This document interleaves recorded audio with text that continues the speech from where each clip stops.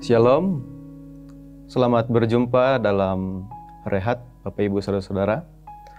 Salam sehat. Hari ini Rabu 1 September 2021, kita akan membaca merenungkan kembali firman Tuhan yang telah disiapkan dari kitab Yesaya pasal 32 ayat 1 sampai 8. Sebelum kita membaca dan merenungkan firman Tuhan ini, saya ajak Bapak Ibu Saudara-saudara untuk kita bersama-sama meminta kekuatan Roh Kudus. Kita berdoa. Kami bersyukur ya Bapa di sorga untuk kasih setiamu yang tetap kami rasakan. Situasi yang kami alami membuat kami terombang-ambing, namun kasih-Mu tetap teguh dalam hati kami. Dan saat ini firman-Mu akan kembali menjadi bekal dalam hidup kami. Tolong kami dengan kuasa Roh Kudus-Mu. Dalam nama Yesus Kristus kami memohon bimbingan-Mu. Amin. Kitab Yesaya pasal 32 ayat 1 sampai 8. Raja yang adil. Sesungguhnya seorang raja akan memerintah menurut kebenaran, dan pemimpin-pemimpin akan memimpin menurut keadilan. Dan mereka masing-masing akan seperti tempat perteduhan terhadap angin, dan tempat perlindungan terhadap angin ribut.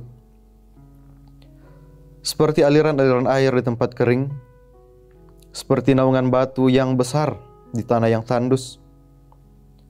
Mata orang-orang yang melihat tidak lagi akan tertutup, dan telinga orang-orang yang mendengar akan memperhatikan.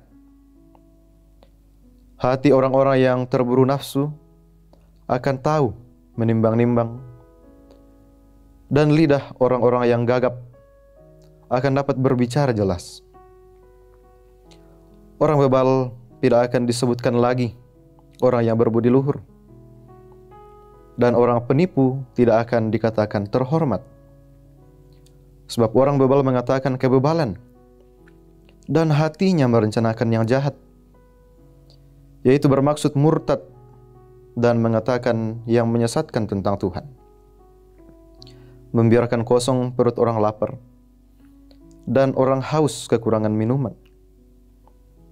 Kalau penipu, akal-akalnya adalah jahat.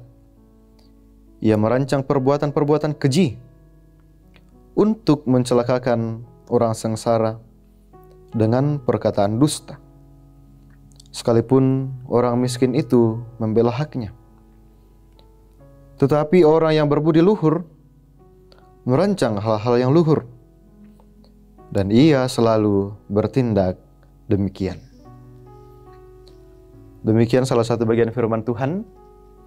Dan hari ini kita dituntun oleh tema peringatan dan harapan.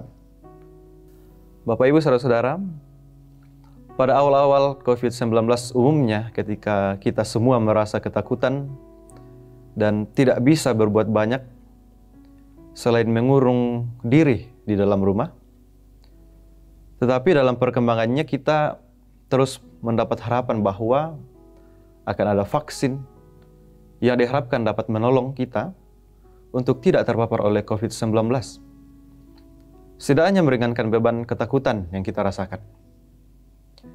Yesaya menyampaikan berita peringatan sekaligus berita pengharapan kepada bangsa Israel bahwa seorang raja akan memerintah menurut kebenaran dan keadilannya. Terdapat dalam ayat pertama. Pemerintahannya akan membawa perubahan bagi semua orang, serta kebenaran dan keadilannya akan membuka setiap mata dan telinga. Tak ada seorang pun yang bisa menutupi kejahatannya di hadapan sang raja. Nabi Yesaya mengungkapkan harapannya kepada bangsa Yehuda untuk perwujudan keadilan Israel.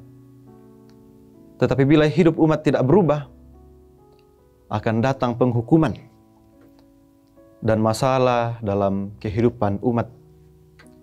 Itulah sebabnya mereka mendapat peringatan sekaligus pesan pengharapan bahwa pada masa depan akan terjadi, yang buta melihat, yang tuli menyimak, yang terburu nafsu menjadi bijak. Dalam Yesus Kristus, nubuat Yesaya telah dinyatakan.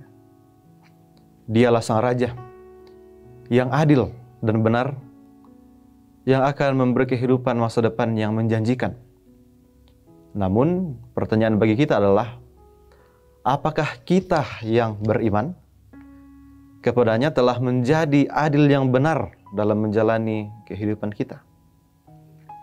Oleh karena itu, marilah kita yang telah mengalami kasih Kristus dan keadilan Kristus terus mewartakan dan menyatakan keadilan dan kebenaran bagi sesama manusia, agar semakin banyak orang yang mengalami pemenuhan bahwa dalam Kristus akan ada pemulihan.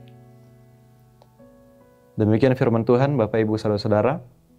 Mari kita mohon pertolongan Roh Kudus agar firman ini benar-benar mengambil tempat dalam diri kita, menjadi bekal dan kita berlakukan dalam hidup ini. Mari kita berdoa.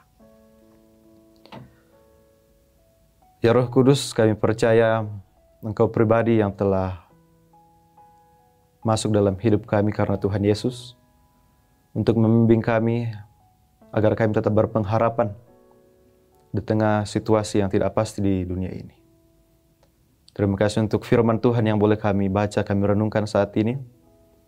Ya Roh Kudus, tuntun kami menjalani kehidupan ini. Dalam nama Tuhan Yesus Kristus kami berdoa. Amin. Bapak Ibu, selamat beraktivitas. Salam sehat.